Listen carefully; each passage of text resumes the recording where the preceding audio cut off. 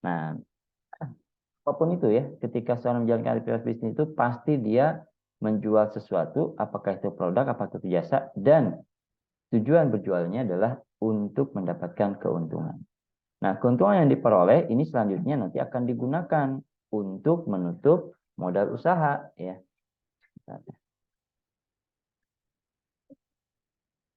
Jadi untuk menutup biaya operasional gitu, dan kemudian juga digunakan untuk mengembalikan modal yang telah diinvestasikan. Nah, biaya operasional ini mau tidak mau harus ditutup. Kenapa? Karena kalau seandainya biaya operasional ini terus dikeluarkan, maka tentunya bisnis ini akan mengalami kerugian gitu ya. Dan juga terkait dengan payback period atau pengembalian modal ini juga harus bisa dilakukan ya. Ketika suatu bisnis bisa mengembalikan modal, maka modal tersebut bisa digunakan apakah untuk ekspansi dan lain sebagainya. Makanya payback period dan juga break even point ini merupakan salah satu indikator terkuat apakah sebuah rencana bisnis memiliki prospek yang bagus atau tidak ya untuk ditanami modal. Jadi biasanya kalau kita mau bikin apotek, kita bikin perencanaan bisnisnya, kita nggak punya modal, nah nanti biasanya kalau kita datang ke teman itu ya tentu teman yang memiliki kelonggaran dalam hal finansial, nah nanti kita akan memberikan proposal yang isinya adalah kapan break even point, kapan payback period, berapa bagi hasil yang nanti akan diperoleh begitu. Oke. Payback period ini kita sudah bahas ya lebih rincinya itu di 2 pertemuan terakhir kalau nggak salah ya. Di mana payback periodnya adalah periode atau lamanya waktu yang dibutuhkan oleh sebuah bisnis untuk mengembalikan seluruh nilai modal. Jadi kita harus menghitung seluruh nilai modal yang sudah dikeluarkan. Nah, oleh karena itu payback period dalam bahasa Indonesia ini kita sebut sebagai periode pengembalian modal. Dari mana payback period diperoleh gitu ya? Nah, payback period ini diperoleh apabila usaha sudah mampu menyisihkan dana keuntungan. Jadi ketika sebuah usaha sudah mampu menabung ya, di mana tabungan ini adalah uang yang bersih, uang yang diam, uang yang tidak digunakan untuk hal-hal lain. Nah, maka disinilah payback period sudah mulai bisa dihitung ya. Nah, untuk bisa mencapai payback period tentunya harus mencapai break even point terlebih dahulu. Makanya kemarin kenapa kita menghitung dulu break even point menggunakan metode tabel. Dan rumus mencari payback period itu secara sederhananya ini adalah seluruh modal yang ditanam dibagi dengan kas masuk bersih. Nah, ini secara teoritisnya gitu ya. Jadi seluruh modal yang ditanam itu apa? Jadi baik biaya investasi maupun biaya yang digunakan untuk menutup operasional, dan kemudian kas masuk ini apa? Ini adalah keuntungan bersihnya, keuntungan yang memang digunakan yang memang bisa ditabung. Mohon maaf sebentar ya.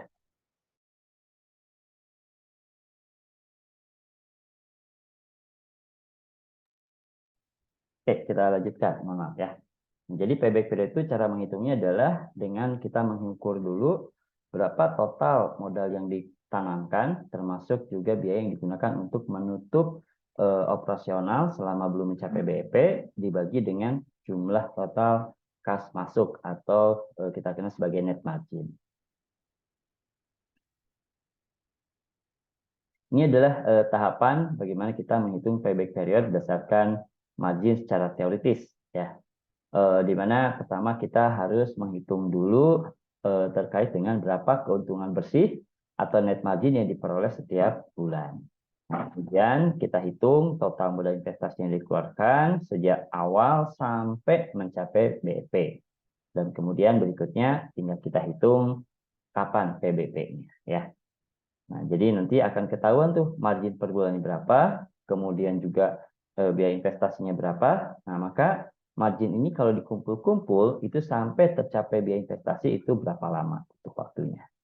Ini contoh saja secara teoritis. Ini biasanya ada di soal-soal CBT UKI ya. Ini juga sudah kita bahas, jadi saya hanya akan cepat saja. Jadi di sini kita tahu omsetnya 45 juta, marginnya 10% net margin. Maka margin ini adalah 10% dikalikan 45 juta. Jadi 4,5 juta per bulan. Nah, kalau per bulan kita bisa ngumpulkan 4,5 juta, maka supaya bisa terkumpul 250 juta, itu harus berapa lama gitu ya. Maka 250 juta dibagi 4,5 ya. Nah, sederhananya begitulah ya. Baik.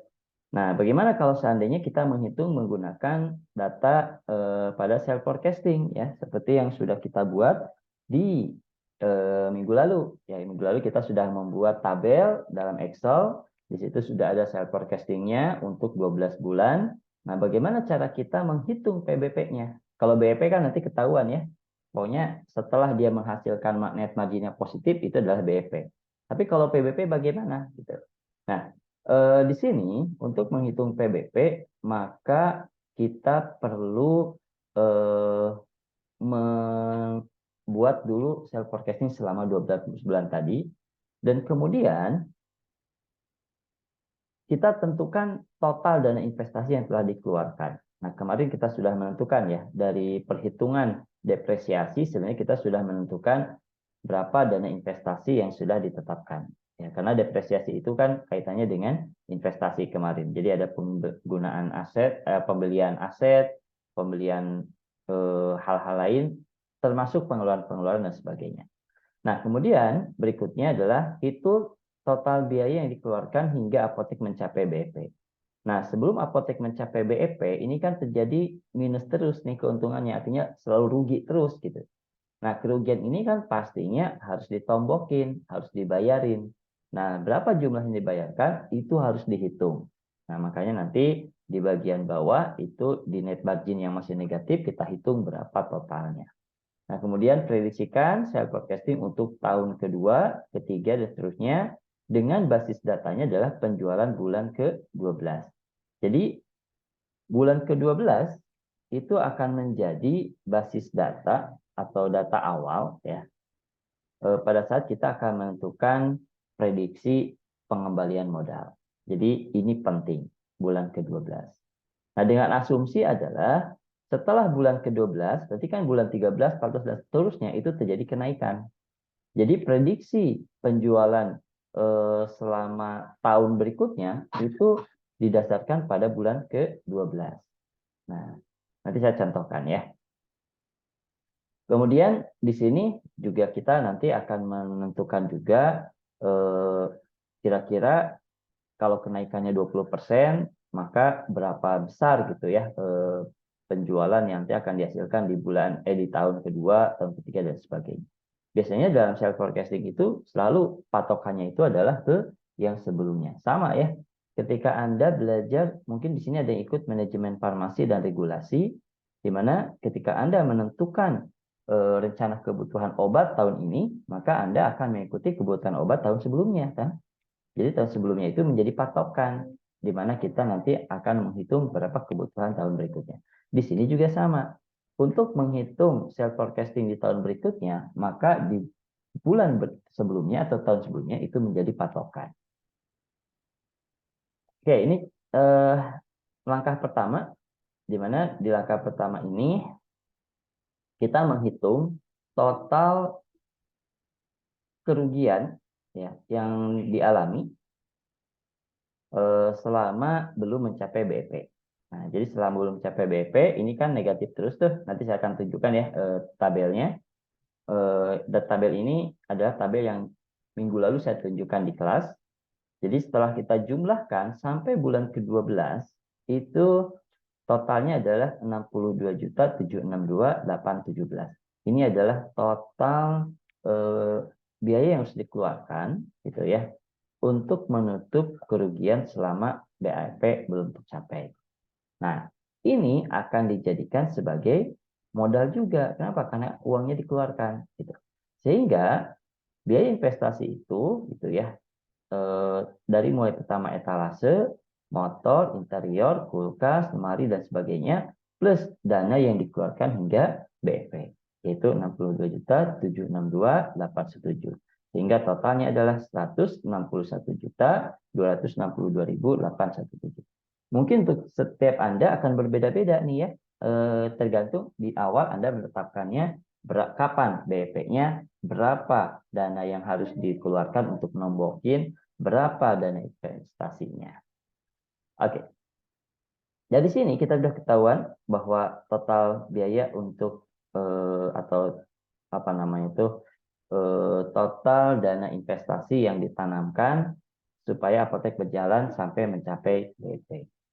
Nah, kemudian berikutnya kita melakukan analisis sales forecasting per tahun, di mana tadi ya untuk menentukan analisis forecasting per tahun ini kita jadikan bulan ke-12 ini sebagai basis analisisnya. Jadi kita fokus ke bulan ke-12. Ini contoh aja lah ya. Misalkan OTC pada bulan ke-12 itu penjualnya adalah 1.900 item. Kita proyeksikan nih ya bahwa di tahun berikutnya itu secara keseluruhan rata-rata naik 20% gitu ya.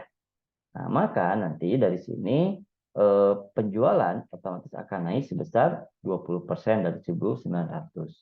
Nah, tapi 1.900 itu kan untuk 1 bulan ya, bukan untuk 12 bulan. Sedangkan tahun berikutnya berarti ini adalah 1 tahun, di mana 1 tahun ini adalah 12 bulan.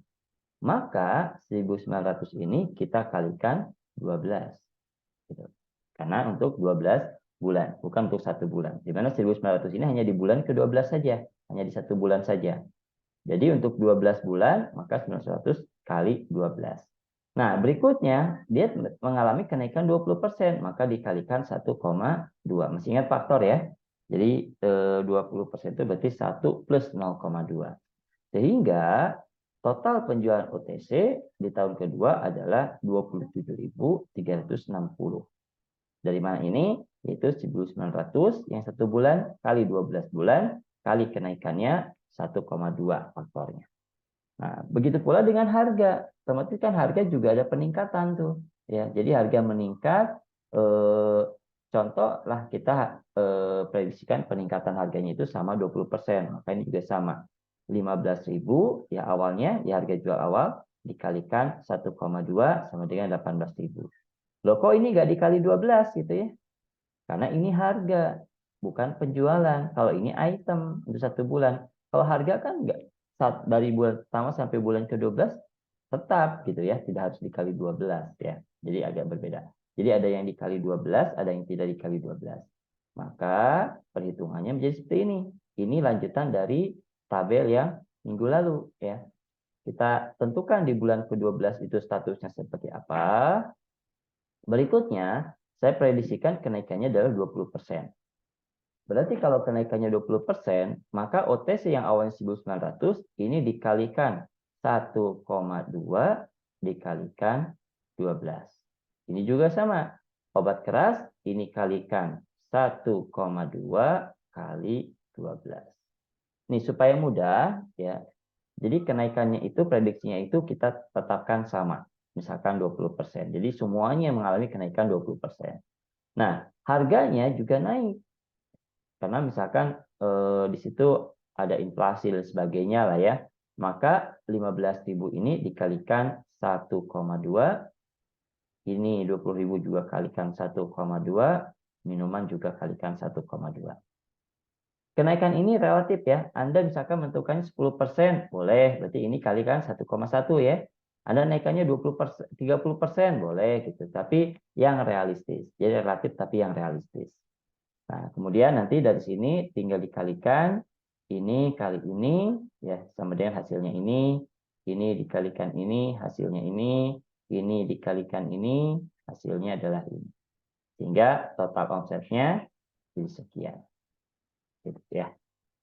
Jadi total omset tinggal dijumlahkan ini sama ini.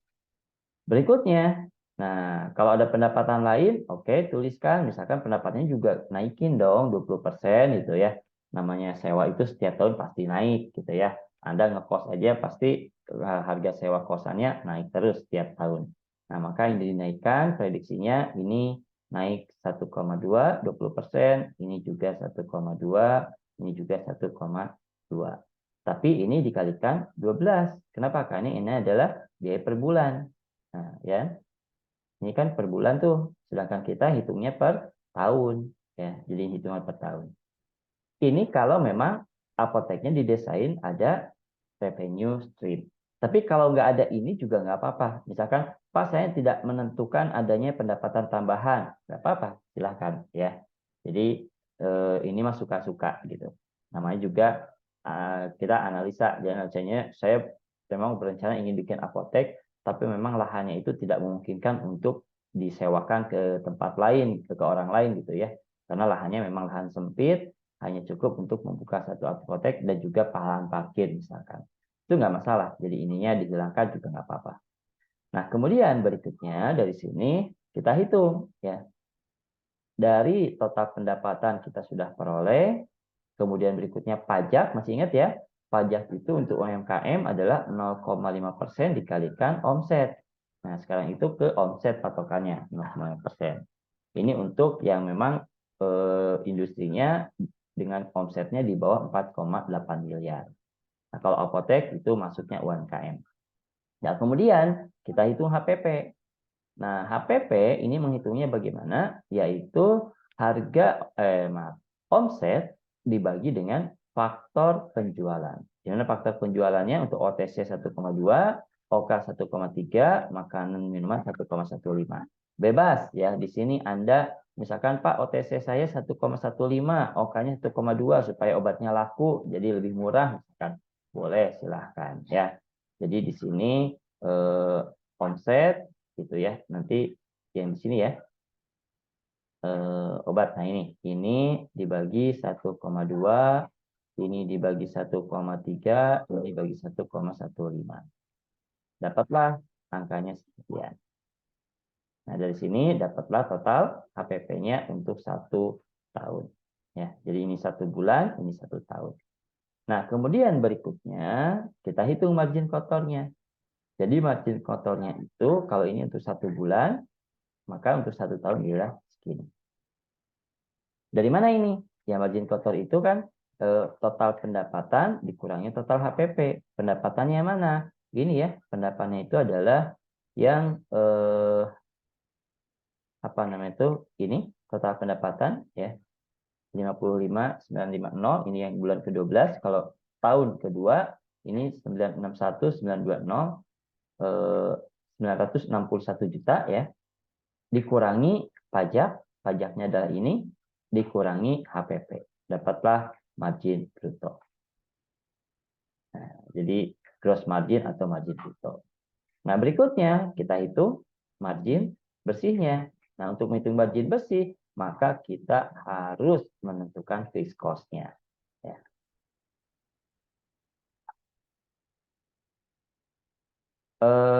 Ini hapus ya fixed cost-nya.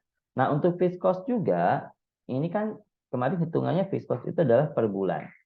Sama ya, fixed cost juga itu dikalikan, mana ya? Ya, ini kehapus ya.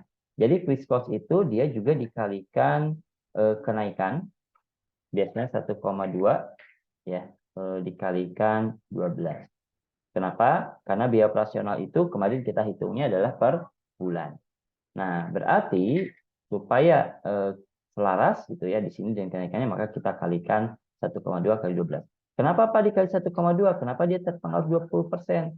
Karena setiap bulan, setiap tahun itu selalu terjadi inflasi, ya, terjadi kenaikan gitu ya harga harga apa namanya itu ya harga pembelian lah ya atau baik naik gaji lah, biaya operasional yang naik lah dan sebagainya.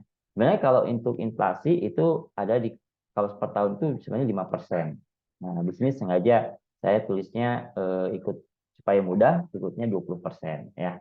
Kegedean sebenarnya ya. Dari fixed cost itu biasanya kenaikan gaji itu per tahun itu ada yang dia menetapkan 5%, 10% gitu ya. Tapi kalau Anda tetapin 20% juga nggak apa-apa sih sebenarnya. Tapi ini mah kan contoh ya, jadi contoh bebas.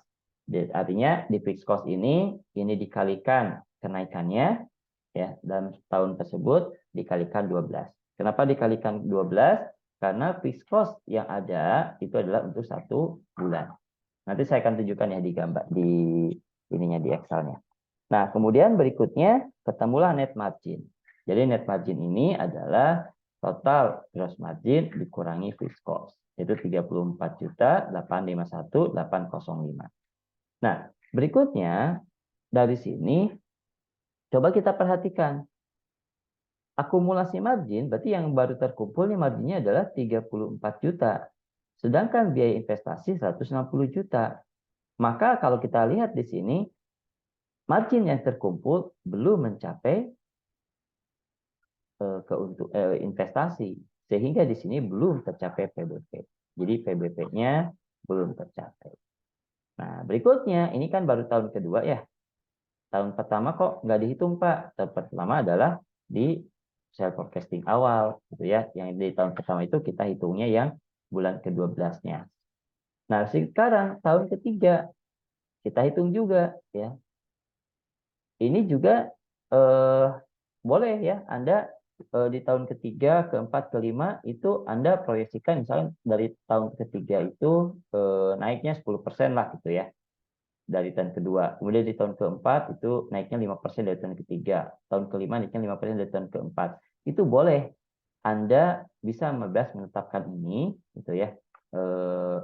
Suka-suka sebenarnya, tapi memang tadi peningkatannya itu proyeksinya sewajarnya gitu ya. Nah, kalau seandainya misalkan begini, saya bisa meningkatkan omset 10% untuk tahun depan, itu masih wajar ya. Jadi setiap bulan 10% itu bisa. Misalkan sekarang omsetnya 30 juta. Bisa nggak tahun depan naik 33 bulan depan naik 33 juta gitu ya. Itu kan bukan satu hal yang apa ya, berat gitu ya. Menaikkan angka 3 juta dari yang sebelumnya. Itu 10%. Kalau 20% berarti kan 6 juta, itu kan bisa. Jadi bagaimana caranya ya syaratnya tadi Anda harus menentukan dulu strategi yang kemungkinan nanti akan diterapkan seperti apa. Oke, di sini saya masukkan prediksinya tahun ketiga, 4 dan 5. Ya, tahun kedua tadi sudah ya dengan kenaikan 20%, maka di tahun kedua itu kita mendapatkan ini ya 34.851.805. Nah ini maksud saya pistos itu. Jadi 115 itu dari mana? Ini adalah 8 juta dikalikan 1,2 dikalikan 12. Jadi 115.200. 1,2-nya dari mana? Ini adalah kenaikannya ya. Jadi saya anggap gajinya tahun berikutnya naik 20%. Senang dong ya. Kita jadi pengusaha, kita senangin karyawan kita dengan menaikkan gajinya, itu kan senang. Nah, kemudian 12 ini adalah jumlah bulan. Kenapa? Karena 8 juta ini adalah pengeluaran untuk 1 bulan, bukan 1 tahun. Sedangkan di sini proyeksinya adalah 1 tahun. Jadi tertentu adalah 12 bulan, maka kita kalikan 12. Ini juga sama, kali 1,2 kali 12. Ini juga sama ya. Ini juga sama gitu ya. Tinggal kita jumlahkan. Nah, di tahun ketiga, ini saya proyeksikan 10% nih kenaikannya. Ya. Jadi 10% itu berarti ini kali 1,1 kali apa kali 12? Tidak ya. Cukup kali 1,1 saja. Ini kali 1,1.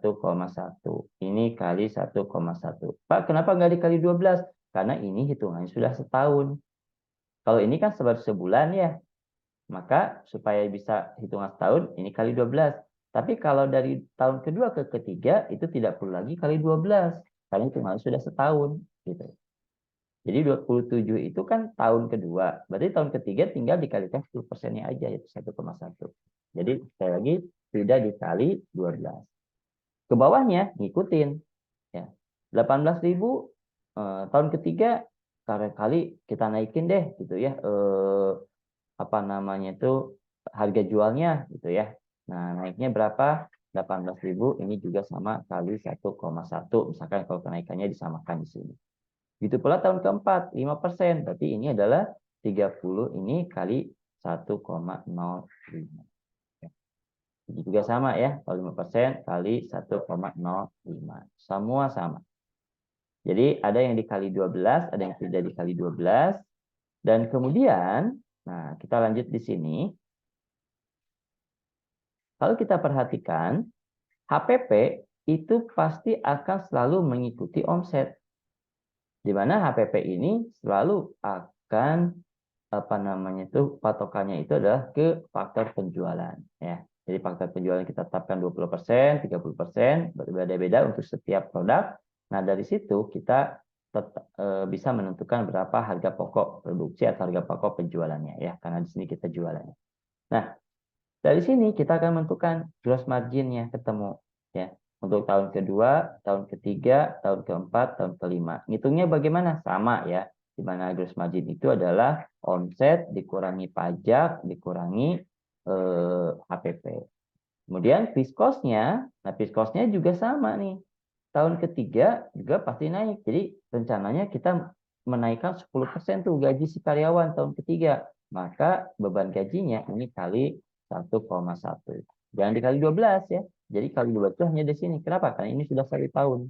Juga sudah 1 tahun. Jadi tidak dikali 12 lagi. Cukup dikalikan 1,1. Ini juga sama ya. Kalikan 1,05. Jadi biasanya untuk yang lebih lengkapnya gitu ya, fixed cost ini juga prediksinya diprediksikan sendiri. Jadi kenaikannya kita proyeksikan misalkan kenaikan gaji tiap 2 tahun sekali, misalkan. Itu bisa gitu ya. Jadi proyeksikan. Jadi tahun pertama ke tahun kedua tidak naik itu silahkan.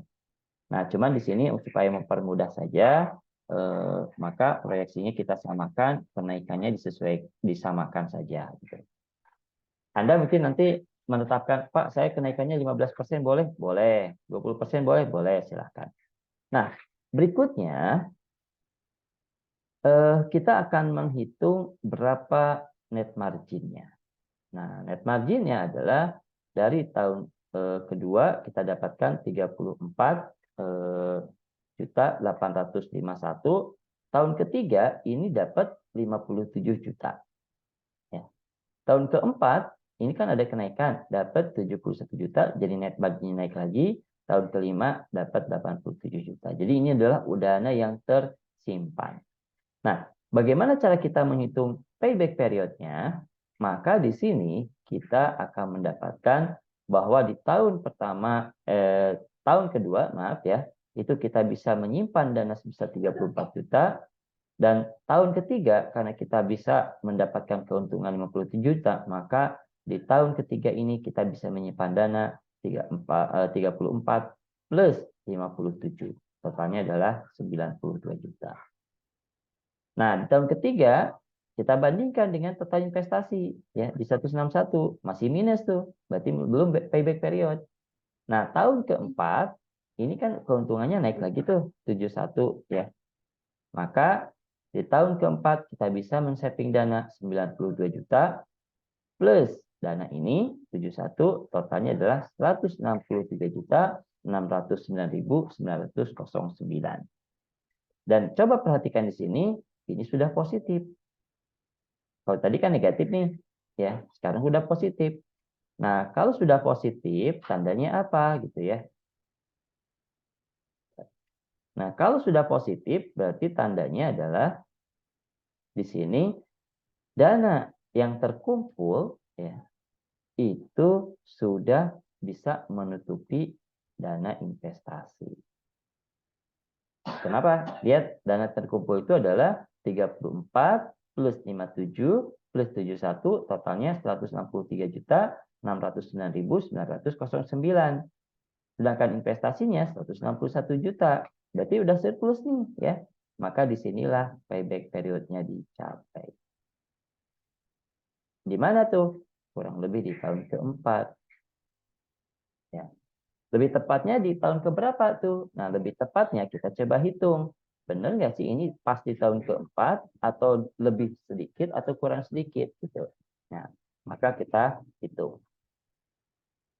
Berdasarkan tabel, kita lihat gitu ya, payback periodnya dicapai pada tahun keempat. Ya, kurang lebih lah 48 bulan. Dari mana sih 48? Ini 4 dikalikan 12. Tapi belum pasti kan 48 bulannya. Karena di sini dia di tahun keempat itu apakah di tahun keempat bulan ke-1, bulan kedua, atau bulan ke-12 dan keempatnya. Kan nggak tahu juga. Maka kita hitung di sini. Pada tahun tersebut, total keuntungan 163.609.909. Adapun total investasinya adalah 161.262.817. Nah, sehingga di sini sudah ada kelebihan dan margin pada tahun keempat, kita perhatikan ya. Net marginnya kan total 71.327. Oke, mohon maaf terlempar ya. Oke, saya lanjutkan ya. Tadi sampai sini ya. Jadi kalau kita perhatikan bahwa keuntungan di tahun keempat itu adalah 71.327.956. Ini adalah net margin. Maka per bulannya berapa? Maka ini kita bagi 12. Sehingga keuntungan per bulan di tahun keempat ya, itu adalah 5.943.996 per bulan. Jadi per bulannya adalah 5 juta. Nah, dari sini kita coba lihat. Kalau kita perhatikan, untuk mengetahui lebih rinci kapan PBP-nya tercapai, maka kita bisa menggunakan rumus ini. Yaitu, bentar ya, ini rumusnya agak supaya lebih jelas. Kita kecilin dulu.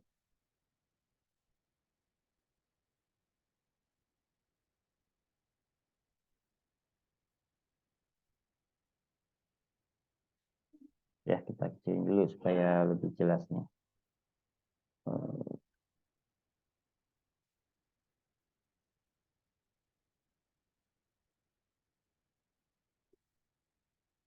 Nah, ya. Oke, jadi pencapaian PBP-nya itu adalah lama tahun pencapaian. Jadi tadi lamanya itu adalah 4 tahun ya, dikalikan 12, ini 1 tahunnya 12 bulan, dikurangi dana yang terkumpul pada tahun tersebut, yaitu 163.609.909 ya, dikurangi modal yang diinvestasikan, yaitu 161.262.817 dibagi net margin per bulan. Net marginnya adalah 5.943.996. Dari mana ini? Ini dari 71 juta yang dibagi 12. Sehingga diperoleh pencapaian PBP-nya adalah 47 bulan, 47,61 bulan. Berapa tahun sih ini? Nah, 47,61 itu setara dengan 3,97 tahun. Atau kurang lebihnya 3 tahun 11 bulan. Ya. Jadi dari sini kita bisa menghasilkan informasi bahwa kalau apotek ini jadi didirikan, ya, Anda bisa menginformasikan kepada calon customer investor Anda, siapapun itu, pertama kita akan mencapai break even point di bulan keberapa, kemudian payback periodnya di tahun keberapa, dan atau lebih tepatnya pada bulan keberapa setelah apotek buka. Dan di situ tentunya hitung-hitungan ini tidak berdiri sendiri gitu ya. Hitung-hitungan ini itu diawali dengan apa? Kemarin sudah kita bahas, diawali dengan strategi peningkatan penjualan. Apa aja strateginya? Nah, misalkan di bulan pertama ketika awal buka wajar peningkatan penjualan misalkan dalam kondisi yang rendah. Tapi di bulan kedua misalkan kita meningkatkan promosi. Ya, misalkan promosinya adalah dengan antar jemput pesanan obat misalkan ya. Jadi kalau resep bisa dipoto, kemudian nanti konselingnya atau pemberian informasi obatnya menggunakan video call. Nah, berikutnya apalagi? Misalkan kerjasama dengan dokter supaya praktek di tempat. Apalagi misalkan kita mengambil target industri atau pabrik gitu ya yang padat karya ya, di mana kita bikin negosiasi untuk bisa mensuplai multivitamin misalkan sebagainya. Jadi banyak strategi yang bisa kita terapkan. Dari strategi itu nantinya akan menghasilkan ramalan penjualan. Kira-kira dampaknya bagaimana tuh dengan kita meng-hire dokter untuk bisa praktek di apotek, misalkan ini potensinya bisa meningkatkan kurang lebih 30% akan penjualan. Berikutnya, kalau seandainya kita koordinasi kerjasama dengan pabrik bisa meningkatkan berapa persen. Kalau seandainya kita misalkan tambah lagi, misalkan ya, yuk kita kenalkan apotek kita, ajak ibu-ibu senam pagi hari, misalkan di depan apotek, misalkan ya mengundang, itu juga bisa. Atau misalkan ada penyuluhan di akhir minggu setiap bulan misalkan ya, di akhir bulan misalkan ya. Nah, itu juga merupakan salah satu strategi promosi.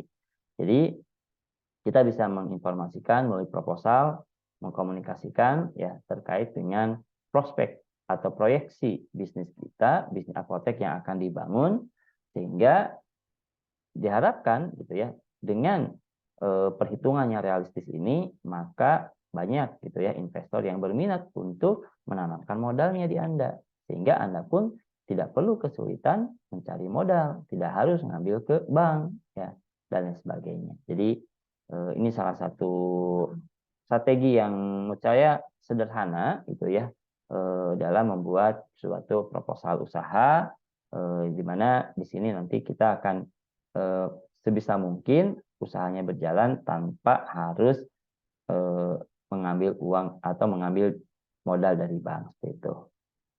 Nah, dari sini sebenarnya nanti kita bisa hitung juga, misalkan ROE-nya berapa, ROA-nya berapa. Kan tadi kita sudah punya dana investasi. Di investasi itu sudah ada apa namanya itu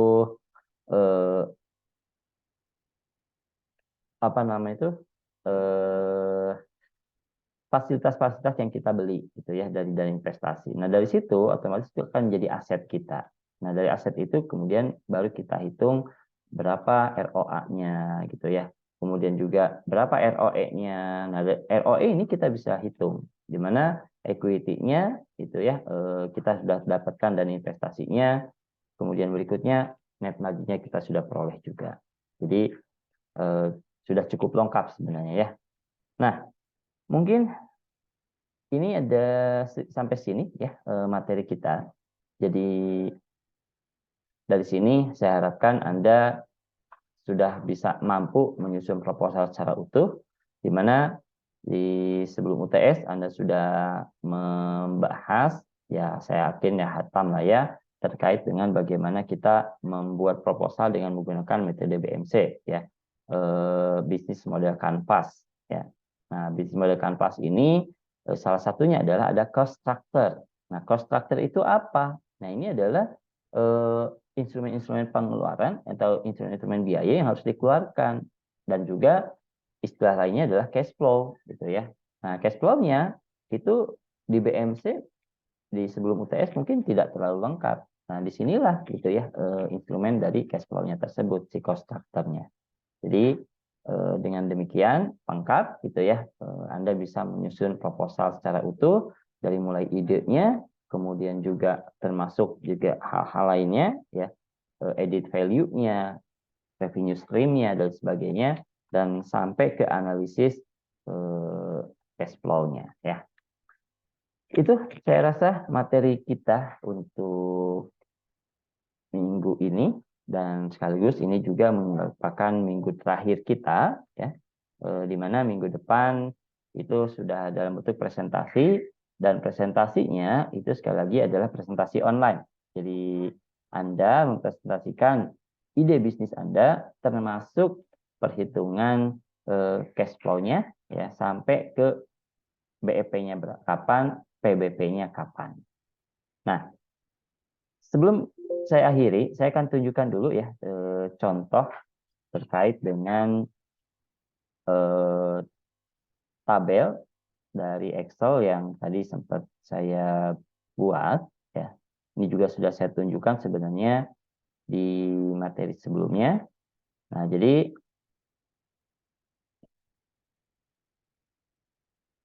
kalau Anda perhatikan gitu ya, untuk membuat analisis cash flow-nya atau analisis apa nama itu ya, payback period, maka kita harus menentukan sell forecasting ya. Di mana sell forecasting ini kita buat sampai bulan ke-12. Nah, ini menurut saya kalau seandainya Anda mendirikan apotek, maka ini adalah target gitu ya. Target yang harus dicapai.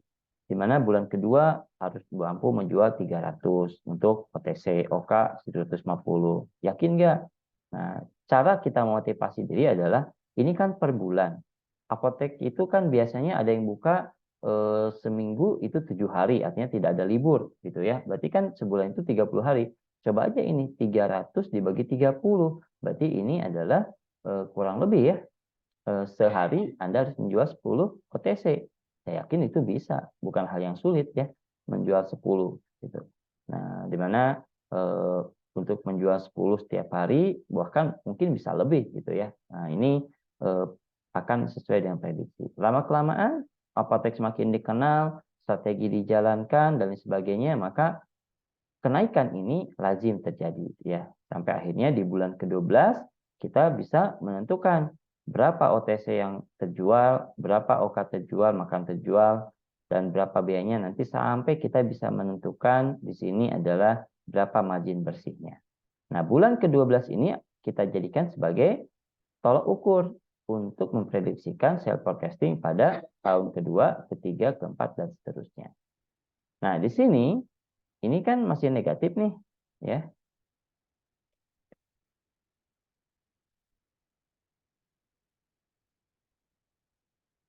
Jadi ini masih negatif, artinya masih negatif itu kita masih nombok nih, ya. Di mana BEP-nya baru tercapai di bulan ke-12. Maka angka 62 juta itu dari mana? Ini adalah setiap kita membayar gitu ya, nutupin kerugian itu kita hitung totalnya berapa. Plus kita sudah punya tabungan 411.000. Nah, ini juga ditambahkan di sini. Sehingga totalnya adalah 62.762.816 ya. Atau kalau lebih mudahnya seperti ini gitu ya, dapat. Nah, kemudian investasinya itu kita tetapkan semua. Ini Anda tetapkan, dan dana yang dikeluarkan hingga mencapai BEP itu sama seperti yang hitungan di sini. Nah, berikutnya kita prediksikan untuk tahun kedua, ketiga, keempat, kelima, keenam. Nah, di tahun kedua Anda prediksikan kenaikannya berapa? Misalkan ini 10% atau 20% gitu ya. Pasti ini nanti akan berpengaruh ke bawah, dan kenaikan yang lainnya itu untuk memudahkan itu kita proyeksikan sama gitu ya. Jadi kalau 20% ya lainnya juga naik 20% lah ya.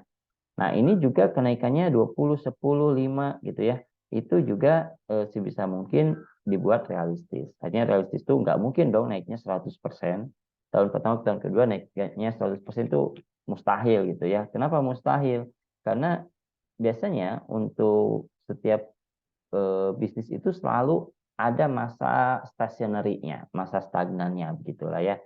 Nah, kecuali kalau seandainya si bisnisnya itu dia buka cabang misalkan ya. Nah, kalau buka cabang otomatis kan akan ada pasar baru tuh. Akan ada konsumen baru, akan ada tambahan omset dan sebagainya gitu ya. Nah, jadi itu kalau seandainya memang strateginya buka cabang. Tapi kalau nggak buka cabang nggak mungkin naiknya 100%. Naiknya wajar lah 5%, 10% itu wajar. Berikutnya untuk yang dari bulan ke-12 ini menuju ke tahun kedua itu dikalikan 12 gitu ya, dikalikan 1,2, tapi dari tahun ketiga itu dasarnya kan di tahun kedua tuh itu tidak dikalikan 12. Tahun keempat ini dasarnya tahun ketiga tidak dikalikan 12 gitu ya. Yang tadi sudah kita bahas. Nah, kemudian berikutnya kita hitung. Di sini akan keluar tuh kapan sih selisih antara dana investasi total terhadap dana yang terkumpul atau kas yang terkumpul itu menghasilkan hasil yang positif itu kapan. Nah, ketika hasilnya positif, maka inilah PBP, yaitu payback period. Jadi payback periodnya tercapai di tahun keempat. Ya. Nah, di tahun keempat, di mana tahun keempat itu apakah di bulan pertama, bulan kedua, ketiga. Jadi masuk tahun keempat itu kan tahun keempat kan 12 bulan gitu ya. Apakah itu di bulan pertama? Berarti kan kalau tahun keempat bulan pertama berarti kan bukan 4 tahun tuh, tapi 3 tahun 1 bulan, ya kan? Nah, makanya di sini kita hitung. Oh, ternyata dia 3 tahun 3,96 tahun ya, atau 3 tahun 11 bulan. Jadi payback period akan dicapai setelah apotek berjalan selama 3 tahun 11 bulan dengan proyeksi seperti ini. Gitu. Itu ya materi kita terkait dengan payback period, di mana materi ini sekaligus menutup materi keseluruhan terkait dengan Pharmapreneurship Farmasi. Kalau ada pertanyaan, saya persilahkan satu pertanyaan saja ya sebelum kita tutup. Mangga kalau ada. Dan oh ya silakan. Izin Ya silakan Mbak jika Siva. apotek itu misalkan bangunannya itu tidak sewa kan Pak, jadi si biaya eh, pembelian bangunannya itu masuknya ke investasi Pak. Oke. Good, pertanyaan bagus ya. Saya tunggu sebenarnya pertanyaan itu. Jadi tadi saya kelewat tidak menjelaskan itu. Jadi kalau seandainya bangunannya sewa, maka itu tidak masuk biaya investasi. Ya. Kenapa tidak masuk biaya investasi? Karena biaya sewa itu kita keluarkan, meskipun kan kita bayarnya di awal ya, misalkan untuk 5 tahun ke depan, tapi kan ada perhitungan per bulan. Nah itu udah dimasukin tuh di fixed cost per bulan, maka itu tidak masuk investasi. Tapi kalau bangunannya beli, tadi ya seperti yang Dalifah sampaikan, saya bangunannya beli misalkan ya, meskipun dari orang tua misalkan ya, tapi beli dan kemudian di situ direnov dan sebagainya, maka itu masuk biaya investasi. Gitu Dalifah. Good pertanyaannya, ya bagus. Baik Pak, terima kasih. Ya sama-sama. Mangga ada lagi yang lain? Barangkali ada yang mau ditanyakan lagi? Oke, jadi saya rasa itu ya. Dan tugasnya itu melanjutkan. Jadi kalau kemarin itu tugasnya self forecasting selama 12 bulan, kalau sekarang itu self forecastingnya itu dalam tahun ya, tahun kedua, ketiga, keempat, kelima, sampai tercapainya payback period. Dan di tahun keberapa, bulan keberapa payback periodnya tercapai. Bagaimana cara menghitungnya? Tadi silakan Anda lihat ya di slide terakhir di materi itu ada bagaimana cara menghitung konversi gitu ya totalnya tahun keberapa, bulan keberapanya. Dan saya yakin setiap orang ini kan bebas berekspresi ya, artinya bebas Anda memprediksikan, memproyeksikan kenaikannya berapa, harganya berapa dan sebagainya. Nah, sehingga nanti payback periodnya pun kemungkinan akan berubah, berbeda-beda tiap orang ya. Oke, saya rasa itu yang bisa kita bahas dan sekaligus saya juga mohon maaf itu ya atas segala kekurangan dan insya Allah minggu depan itu kita akan masuk ke latihan soal. Jadi nanti ujiannya sekaligus nanti akan coba saya sampaikan dalam bentuk informasi ya terkait dengan UASnya seperti apa. Kemudian nanti Anda ada soal latihan juga yang nanti akan saya siapkan gitu ya. Jadi silakan nanti Anda untuk apa namanya itu mengakses di e-kuliah jelang ke UAS. Mungkin itu yang bisa saya bahas untuk hari ini. Kita akhiri yaitu ucapan hamdalah bersama-sama. Alhamdulillahirabbil alamin. Subhanakallahumma asyhadu an la ilaha illa anta astaghfiruka wa atubu ilaik. Assalamualaikum warahmatullahi wabarakatuh. Waalaikumsalam warahmatullahi wabarakatuh. Terima kasih Pak.